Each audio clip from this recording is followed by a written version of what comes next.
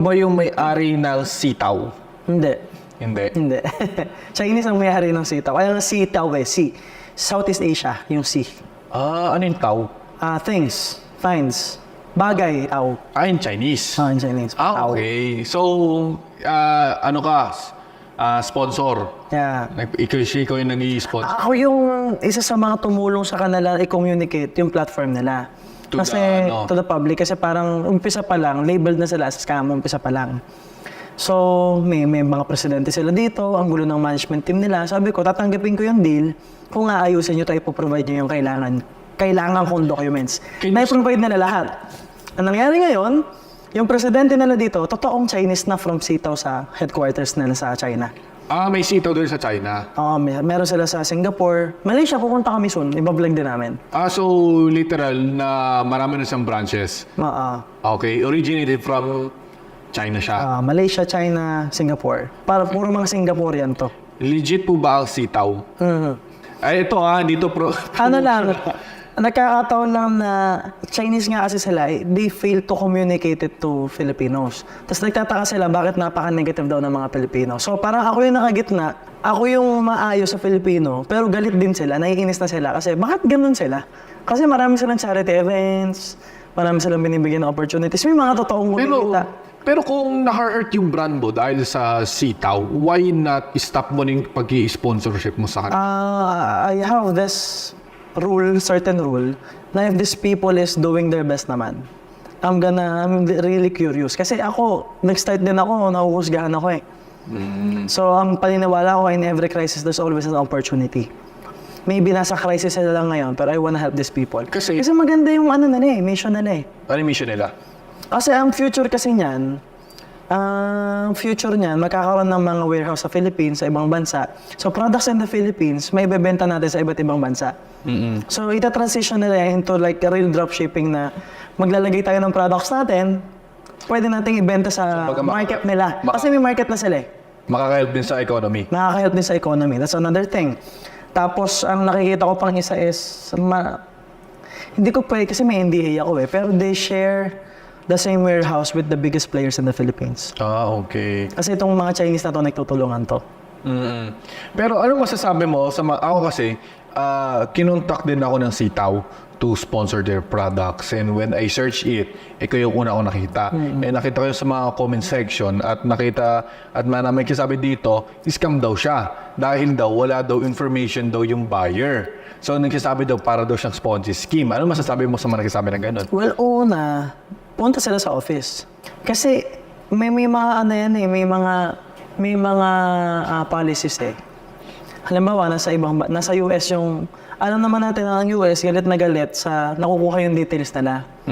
So, walang karapatan si Sitaw ipakita kung yung pangalan ng bumili, especially yung address ng bumili, dahil galit nga yung US doon. Meron yung Europe market. May policies pa rin yan na hindi nila pwedeng i-present sa Philippines. Yung details na nandun. Kasi privacy yun eh. Privacy pero dito tayo sa Southeast Asia eh. Hindi, yung market kasi nasa US eh. Nasa Europe saka nasa US eh. Doon ba yung mga bumibili? Nandun yung mga bumibili. Doon yung buyer? Nandun yung buyer. Ngayon, if they want more information, like for example, may bumili sa Philippines, pinapakita naman nila eh, pumunta ka lang sa office. Hindi naman nila ipopost sa Facebook page nila eh. O ito yung bumili. Tapos yung website nila, ina-improve pa rin hanggang ngayon. Continuously developing. Technically, ganito yan bro. Naloko rin sila ng mga Pilipino. Sabaw yung naging presidente. Sabaw yung naging vice president. Sabaw yung naging IT. Gets mo na. So ngayon pa lang nila inaayos, gumagastos ulit ng bago, naglalagay ng mga lawyers in place. Kaya nga, puro Chinese na yung nagmamanage dito, para sure na. Okay. So basically, nagka-problema rin sila. So I was there with them nung nagsisimula sila. Kaya naiintindihan ko as a businessman, naiintindihan ko yung kanilang struggles. Okay, yung website inaayos, yung security ng website inaayos, yung app inaayos pa rin. So di siya katulad ng parang Shopee or JNT? Kasi ako nag-e-commerce din ako dati. Hindi siya yung typical. Pag may bumili sa akin, sa website ko, nakita ko doon yung contact number, name, email, address para mapadala yung product. Kasi yun yung purpose mo, makuha yung leads eh. Diba? Sisitaw kasi, yan na nga bente, ba't kailangan mo yung leads?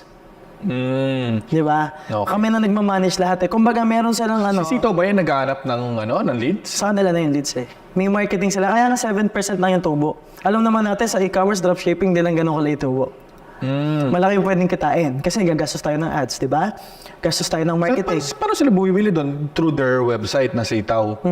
Pinopromote nila yung sa... Meron silang mga connected na company sa iba't ibang bansa. Pinopromote nila doon. Kasi divisoria price eh. Divisoria price. So, pagdating sa US, pagdating sa Europe, murang-mura to. So, nabibili talaga siya. So, don't get me wrong pero meron kasi, kaya di ko kasi tinuloy yung Sitaw kasi meron na panood na isang video na di niya banking yung Sitaw. Parang ginawa niya, nilagay niya yung link na website, tapos malalaman doon kung ilan yung nag-review ng website. At nakita na parang sobrang unti lang daw.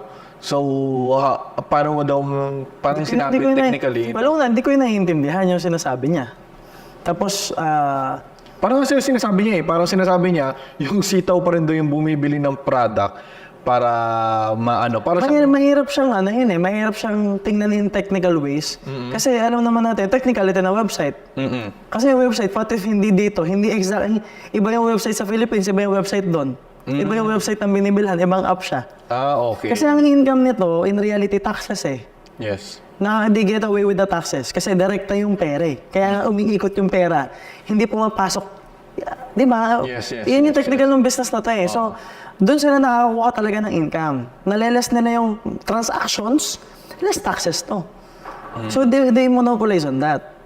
Ano masasabi mo sa mga nag-hate sa'yo na sinasabi na tawag dito, hindi daw porkit may SEC or may office sa BGC is technically legit. They don't have to invest naman eh. Wala naman namilit sa kanila eh. Parang, una, nagagalit ka, nalugi ka na ba? Oo. Kasi it's like these people are trying to be heroes in some sense. Naluloko yung mga Pilipino, kaya lang lahat naman ng sellers ngayon kumikita eh. Because I have sellers na member ko rin sa Way, na millions yung investment, na yung millions yung capital, na nakaikot na yung millions nila. Na ang pinapaikot nila, tubo na lang. Technically, parang... Those people na hindi pumapatol din, lahat ng kakilala ko, na seller ko, na nasa within, kumikita. So it's like these people are hating, wala naman din nabas na pera. So wala naman ako sasabihin sa kanila kasi kung ayaw mo, edi wala namang namilit eh.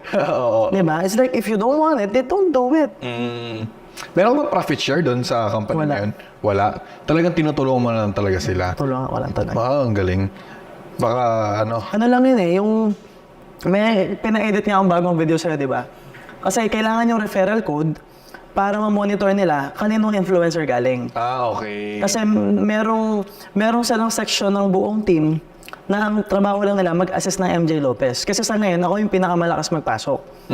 So para lang mag-assist kami, okay, ang trabaho niya lang i-assist lahat ng MJ Lopez. Ganon. Parang sinasegregate nila yon. Okay. Pero, walang income yun. Kaya meron ako isang video, wala akong pake kung gagamitin niyo yung referral code ko. Daming influencers, yun na lang gamitin nyo. If you think I'm earning from it, gamitin niyo iba. Ang akin lang, wala kayong komisyon doon. Bakit pa kailangan i-track? Yun yung dinedebate ko ngayon. Kasi sabi ko, I'm receiving a lot of hate right now. So maybe we can remove the referral code so that they understand. Kaya lang, again, ganun pa rin eh. They still have to... Yeah, kahit naman gawin mo. May monitoring. So, ang ginagawa nila ngayon, may mga lawyers kasi sila. So, yung mga nagawa ng video, lahat yung may subpoena na yun. Ang galing. So, yung iba dyan, magpa-public apology na yan. Malapit na. Kasi may may nag-hate sa aming isa na expert daw ng dropshipping. Kaya lang, nakulong nga siya dahil sa dropshipping eh. So, ngayon, nakukuha niya simpansa ng tao. Pero, kilala ko siya personally eh. Sa akin ba siya nagpapamentor eh. Mas babanatan niya ako.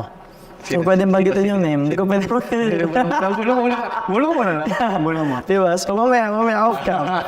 Sige. So, nakulong nga siya dahil sa may lawsuit nga siya dahil dito eh. Oo. So, sabi ko sa Sitaw, sige, padalhan mo na sa PINA. Ngayon, tigil na siya. Ang nare-request ko, padalhan niyo yan ng letter. Gusto ko mag-public apology yan. Okay. So, yung iba naninira lang talaga for the sake of fame. Okay. Saka, no one's forcing naman eh. Wala namang hype na yayaman. Kaya extra income lang naman to na maliit. Yeah. 7% is like, baka mas malaki pa sa stocks eh. Diba? 8-10%. Like I'm playing in some ways right now. I have friends who are experts. Nilalagay ko pera ko doon, sila na bahala. bot pa nagte-trade nun. Kumbaga, Kumikita ng 10% mahigit eh.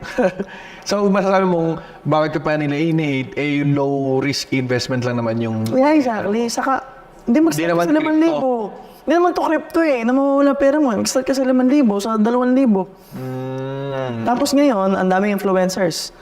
Biglang putok yung market, nahihirapan naman sila i-handle.